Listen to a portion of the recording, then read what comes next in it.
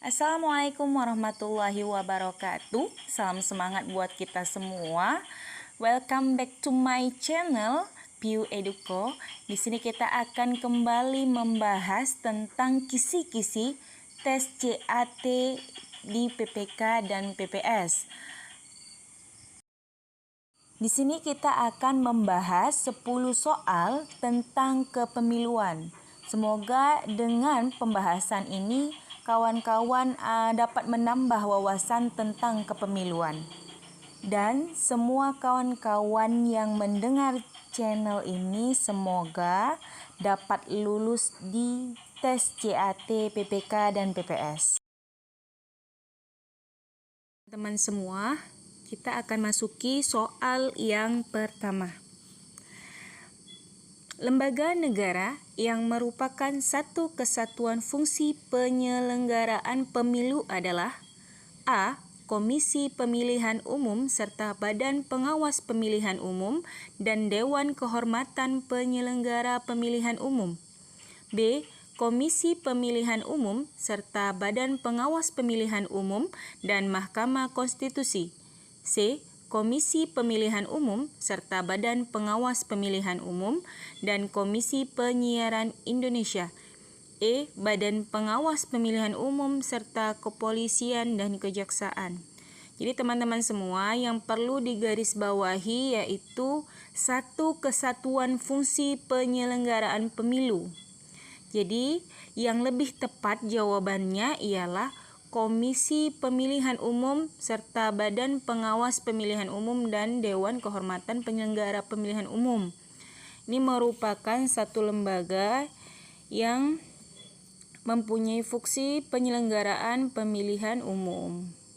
Kalau di poin B, teman-teman semua, di sini ada KPU, kemudian Bawaslu, dan Mahkamah Konstitusi, yang kurang tepatnya di Mahkamah Konstitusi karena mereka bukan satu kesatuan. Begitu juga dengan poin C, KPU, kemudian Bawaslu, dan KPI di Komisi Penyiaran Indonesia ini yang kurang tepat ya teman-teman. Sedangkan yang D, KPU dan Bawaslu.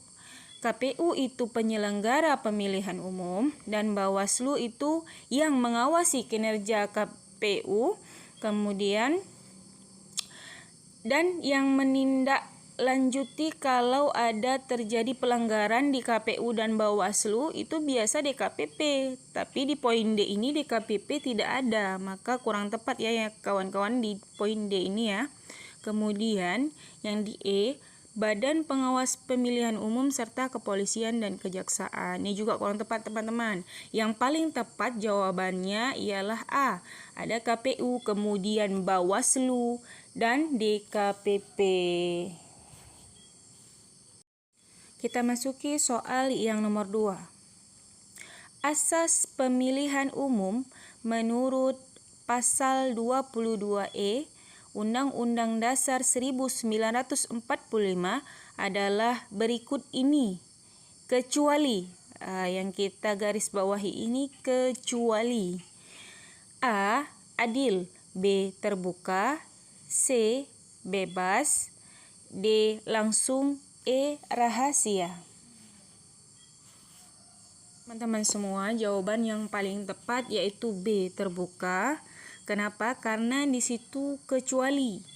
Ya, sebelumnya kita harus mengetahui apa bunyi dari pasal 22E. Yaitu sebagai berikut. Di ayat 1, pemilihan umum dilaksanakan secara langsung, umum, bebas, rahasia, jujur, dan adil setiap 5 tahun sekali. Jadi yang tidak ada di poin itu adalah terbuka. Maka karena pertanyaannya kecuali, maka jawabannya adalah terbuka ya teman-teman. Selanjutnya kita masuki soal yang nomor 3. Di bawah ini adalah merupakan bentuk pelanggaran kode etik penyelenggara pemilu kecuali.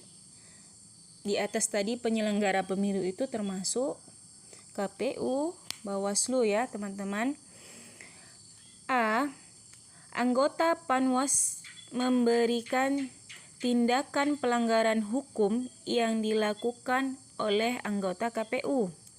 Anggota Panwas memberikan tindakan pelanggaran hukum. Jadi sudah melanggar hukum ini termasuk pelanggaran ya. Tapi di sini karena pertanyaannya kecuali, kita akan mencari yang bukan termasuk pelanggaran. B. Dengan sengaja tidak memberitahukan pilihannya kepada orang lain. Tidak masalah, karena itu hak privasi. Kemudian C. Keberpihakan terhadap salah satu peserta pemilu. Ini yang tidak dibolehkan ya teman-teman. Karena akan melanggar kode etik sebagai penyelenggara pemilu. D. Mengeluarkan pendapat untuk mendukung salah satu peserta pemilu. Yang penting ketika kita sebagai penyelenggara pemilu, kita tidak boleh berpihak sedikit pun kepada salah satu peserta pemilu. E. Melakukan tindakan yang melampaui batas kewenangan. Jadi yang benar jawabannya teman-teman adalah B, karena di sini kecuali dengan sengaja tidak memberitahukan pilihannya kepada orang lain. Jadi jawabannya B ya teman-teman. Kita masuki soal nomor 4. Anggota KPU Kabupaten Kota wajib mematuhi kode etik yang disusun dan disetujui bersama oleh A. Bawaslu, Mahkamah Konstitusi, dan Mahkamah Kehormatan Dewan. B. DKPP, Bawaslu, dan Mahkamah Konstitusi. C. KPU, Bawaslu, dan Mahkamah Konstitusi. D. DKPP, KPU, dan Mahkamah Konstitusi. E. KPU, Bawaslu, dan DKPP. Jadi yang lebih tepat yaitu E. KPU, Bawaslu, dan DKPP. Kita masuki soal yang nomor 5. DKPP memberikan sanksi kepada setiap penyelenggara pemilu yang terbukti melakukan pelanggaran kode etik penyelenggara pemilu. Sanksi yang dijatuhkan kepada penyelenggara pemilu atas pelanggaran kode etik yang bersifat berat adalah A. Teguran lisan, B. Peringatan keras, C. Pemberhentian sementara, D. Pemberhentian tetap, E. Pemberhentian tetap dan denda. Jawabannya adalah D. Pemberhentian tetap. Artinya ialah untuk selama-lamanya yang melanggar kode etik ini tidak boleh mengikuti sebagai penyelenggara pemilu. Kita masuki soal yang nomor 6. Berdasarkan Undang-Undang Nomor 7 Tahun 2017, berapa hari jangka waktu pembentukan pengawas TPS sebelum hari pemungutan suara? A. 7 hari, B. 14 hari, C. 21 hari, D. 23 hari, E. 30 hari. Jawabannya yaitu B. 14 hari. Kita masuki soal yang nomor 7. Berdasarkan Undang-Undang Nomor 7 Tahun 2017, ambang batas suara nasional yang diperoleh partai politik peserta pemilu agar dapat disertakan dalam penghitungan kursi untuk DPR RI adalah sebesar. Ambang batas suara itu suara minimal ya. A. 2,5%, B. 3%, C. 3,5%, D. 2%, dan E. 4%. Jawabannya yaitu menurut Undang-Undang Dasar Nomor 7 Tahun 2017 yaitu E. 4%. Nomor 8. Di bawah ini yang tidak termasuk lembaga negara di Indonesia setelah amandemen Undang-Undang Dasar 1945 adalah A. Majelis Permusyawaratan Rakyat, B. Dewan Perwakilan Rakyat, C. Dewan Perwakilan Daerah, D. Dewan Pertimbangan Agung, E. Presiden. Jadi jawaban yang tepat yaitu D. Dewan Pertimbangan Agung. Kita masuki soal yang nomor 9.